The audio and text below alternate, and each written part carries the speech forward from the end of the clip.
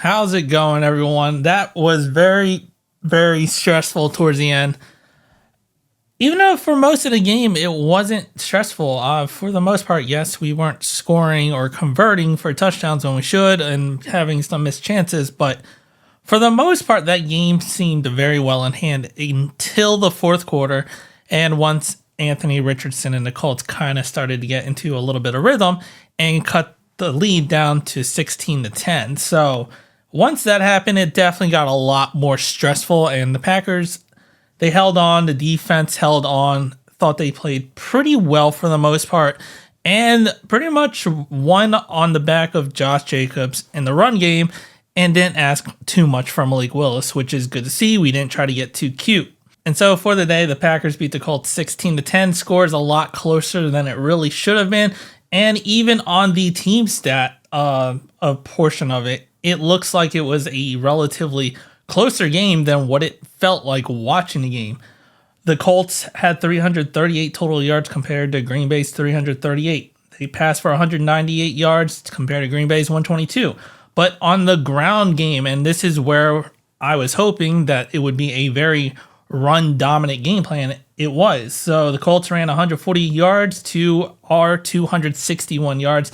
And in the first quarter, Josh Jacobs just went off. And to put it into perspective of how good our run game was, especially starting off this game, in the first quarter, Ryan Wood tweeted out, that first quarter was utterly embarrassing for the Colts. Regulation embarrassing. Packers closed the opening 15 minutes with 164 rushing yards on 20 carries. This is a video game on easy mode, and we were pretty much just running it down their throat.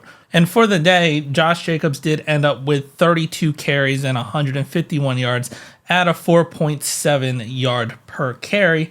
Malik Willis also had some designed runs and ran on very smart times, had 6 carries for 41 yards. Jaden Reed got into the mix with 2 carries at 37 yards, and Marshawn Lloyd added 6 carries for 15 yards. Unfortunately, in the fourth quarter, by the way, he did look like he hobbled off with an ankle injury and did not return, so something we're going to have to monitor on that front. And then Emmanuel Wilson also added 5 carries for 9 yards, but wasn't as productive like he was in the first week against the Eagles. But overall, the run game was very well.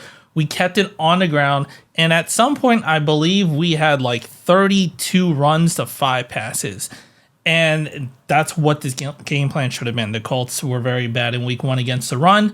They were down their starting safety, who is very good in the coverage and also the run. DeForest Buckner was a bit questionable, so we should have a run-heavy game plan, especially with Malik Willis being so new. And for the day, Malik Willis, he was 12 for 14, 122 yards, 1 touchdown, 0 picks. He kept control of the ball, and he didn't turn it over. There was actually only 1 turnover for the Packers, and that was unfortunately by Josh Jacobs at the half-yard line, ready to punch it in for 6, and he fumbled it, and it went to the defense to the Colts. So that's also what kept the game so close, because I think that was like in the middle of the second quarter, the game could have definitely been out of reach, but it kept the score down for the Packers.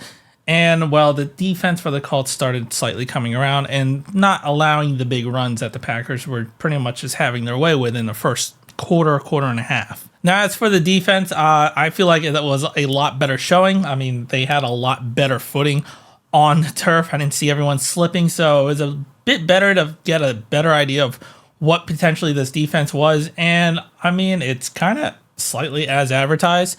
Yes, they take bigger risks. They blitz a bit more. But there's also higher rewards. So they got 3 turnovers, all by Anthony Richardson. So they had 3 picks. The third one was a Hail Mary that was picked off. So really, they got 2, but we'll say 3 for the end of the game statistics. 3 turnovers. So the Packers defense, I believe now they're at 5 turnovers after just having 7 total all last year. So definitely a big improvement. That's what was advertised. We're going to attack, be a bit more aggressive, and turn the ball over. And yes, we're going to have some big plays. Now, the defense, it wasn't perfect. They did allow the Colts to slightly come back towards the end of the game. Jonathan Taylor, run defense in Packers, it's still a problem. It's a work in progress. I'm not going to throw it and say, like, yes, this defense can't stop the run. It's 2 weeks in, but so far, first game against Saquon Barkley, yes, it took him about like 25 attempts to get to 100 yards.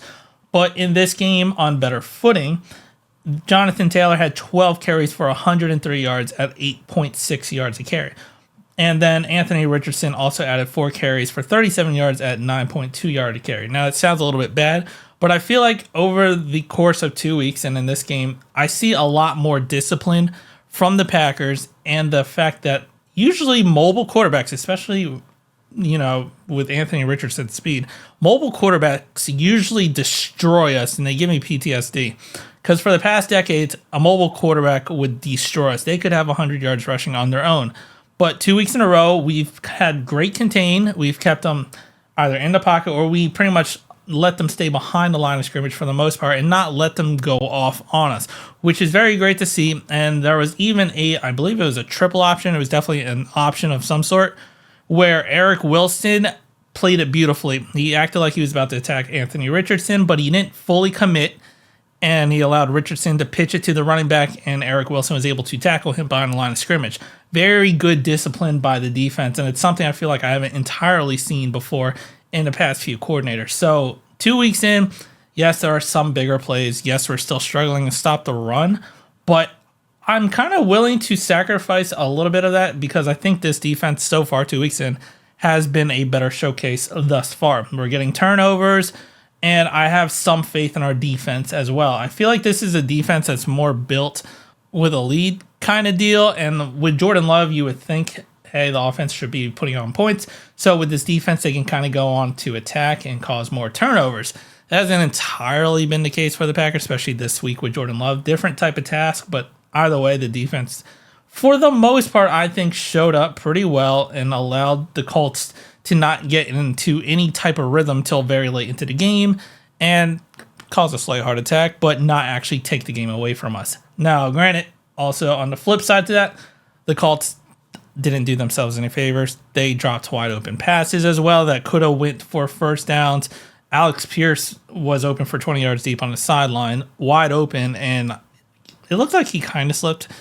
I'm not entirely sure how he slipped considering he just cut back, but either way, he slipped, fell, and he didn't catch the ball. So the Colts did also aid in that against the Packers defense. But overall, Packers defense, I'm decently happy with them, and I'm so far willing to live with this defense showing.